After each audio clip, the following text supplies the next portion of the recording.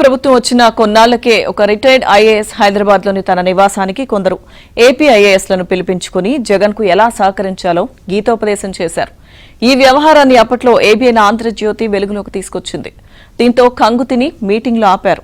ఇప్పుడు మళ్లీ గూడుపుటాని భేటీలు మొదలుపెట్టారు. ఈసారి మరో అధికారి ఆ బాధ్యతలు చేపట్టారు. ప్రభుత్వ సర్వీసులో సుదీర్ఘకాలం పనిచేసి అత్యున్నత పదవుల్లో ఉండి పదవీ విరమణ చేసిన ఆ ఐఏఎస్ అధికారి జగన్ దూతగా రంగప్రవేశం చేశారు. ఐఏఎస్లలో తనకున్న పరిచయాలు ప్రయోగించారు. తమతో కలిసి వచ్చే ఏకీభవించే టీంను నిర్మించుకునే ప్రయత్నాలు గట్టిగా ప్రారంభించారు.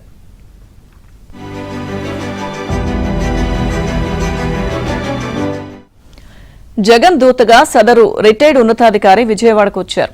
ఐఏఎస్ ఆఫీసర్స్ అసోసియేషన్ కార్యాలయం సమీపంలో ఉండే ఒక అపార్ట్మెంట్ వద్దకు 4-5 ఐఏఎస్లను పిలిపించుకున్నారు. మార్నింగ్ వాక్ చర్చలు నడిపిద్దామని ప్లాన్ చేశారు.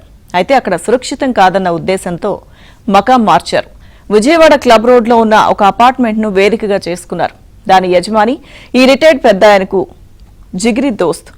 అప్పుడు ఇప్పుడు ఈ రిటైర్డ్ అధికారి వ్యవహారాలన్నీ ఆయనే చూస్తూ ఉంటారు.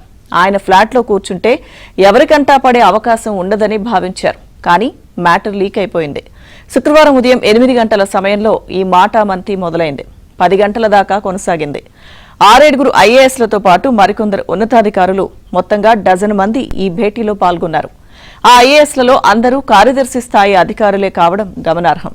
అందులో కొందరు జగన్ ప్రభుత్వంలో వెలిగిన వారే ఉన్నారు.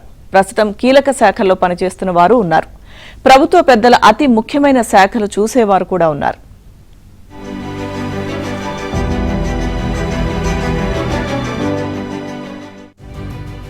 ప్రస్తుతం కూటమి ప్రభుత్వంలో ఏం జరుగుతోంది, ఎవరెవరితో సంప్రదింపులు జరుగుతున్నాయి, ప్రభుత్వంపై బురద చల్లేందుకు అవసరమైన సమాచారం ఇవ్వండి, మీకేం కావాలో మేం చూసుకుంటామని ఆ రిటైర్డ్ ఐఏఎస్ భరోసా ఇచ్చినట్లు తెలుస్తోంది. చంద్రబాబు ప్రభుత్వం అధికారులపై కఠినంగా వ్యవహరించే అవకాశమే లేదని, ధైర్యంగా ఉంటూ చాప కింద నీరులా జగన్కు సహకరించాలని ఆయన చెప్పినట్లు సమాచారం.